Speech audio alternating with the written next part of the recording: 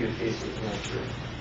The other part of it is if we look at less proliferation activity, but more of this multilateral six-party talks activity, we may be seeing, hopefully, a resumption of the nuclearization activity, a resumption of the implementation of the six-party talks agreements. Many people are seeing this as less likely, as North Korea is now quite firm in insisting on nuclear arms control reduction talks, like disarmament. Those have a very different set of implications for key component being that North Korea sees its nuclear deterrent as a baseline, everything else being negotiable in terms of bargaining away. In this area, if there is more proliferation activity but more multilateral six-party talks negotiations, then we could be seeing a rewarding of bad behavior. What we've seen in previous U.S. administrations is near the end of their term, there is that focus of trying to get things going in the last few last few months of the given administration. And the last part of all of this, one other potential scenario is with more proliferation activity, we may see less of the multilateral negotiations, in which case we will see more financial sanctions, the deepening of those measures. And related with that, an increased probability that we'll have the situation of containment in Northeast Asia, North Korea, and their proliferation on a horizontal basis.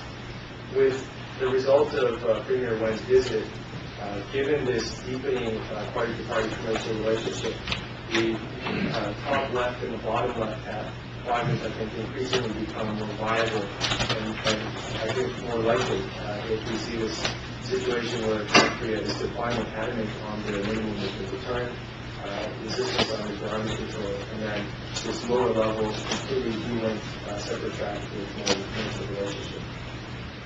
The last 2 points here. So the first key point is that Premier Wen's visit to Pyongyang can be seen as a combination of this long-standing approach, especially since '92, for the Communist Party of China to restore its relationship with the Workers' Party of Korea. The second point is that in bailing out North Korea Inc., the question then arises, will China Inc. get tangled up in U.S.-led financial sanctions? If you look under the hood of the 2005 Nissan Iron Ore mine deal, I don't think there's anything in there that will be too attractive. Money is directly being sent by the inside defectors who are knowledgeable with respect to joint venture structures. Money is being sent directly to the Kim Jong-il regime. So how that iron ore deal is going, the structure of it, may raise some concerns of how China Inc. is doing business with North Korea. The last part of all of this, if we look at the Chinese aid and trade package unveiled by Premier Wen, we've seen the vague terms after the actual summit, but in the coming weeks and months, we're likely to hear of these new announcements, of new deals and so forth, in the joint development of these natural resources. We shouldn't be surprised. This is China pushing forward with its national interests. And vis-a-vis North Korea, the joint development of these natural resources, especially in the energy area, is critical for the economic development of key parts of China. The key question then is, as this type of interaction between the two parties increase, how will the U.S. respond? Because it will put the U.S.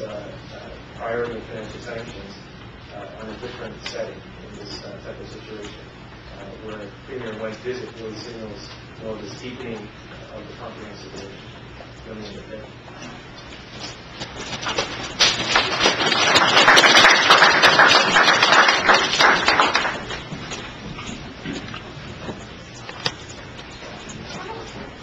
Thanks very much to both Jonathan and John. What I'd like to do to kick off this discussion is kind of pick up on the third point that John left off on and kind of come back to the metaphor of talk today and link them together and ask John a specific question. He has just come back from South Korea. And let me set the stage if I can. You may recall after the first nuclear test in October 9th of 2006, there was a UN Security Council resolution 1718 that came out on the 14th of October. Within 2 weeks, the North Koreans and the U.S. Chris Hill were meeting in Beijing, declaring the North Koreans were ready to come back to the six-party talks. this is the Groundhog Day here. Are we witnessing this again? Because what happened then was essentially everyone forgot about 1718. It was not fully implemented. The North Koreans were able to play the partners off one another, and they lived to detonate another day. So the question now becomes, given the Wen Jiabao visit and what 1874 says, and I want to read one of the excerpts here, and it is not absolute, but it is enough that has caught the South Koreans' attention to it. 1874, paragraph 19 says, calls upon member states and international financial and credit institutions not to enter into new commitments for grants, financial assistance, or concessional loans to the DPRK, except for humanitarian and developmental purposes directly addressing the needs of the civilian population or the promotion of denuclearization, and also calls upon states to exercise vigilance with a view to reducing current commitments.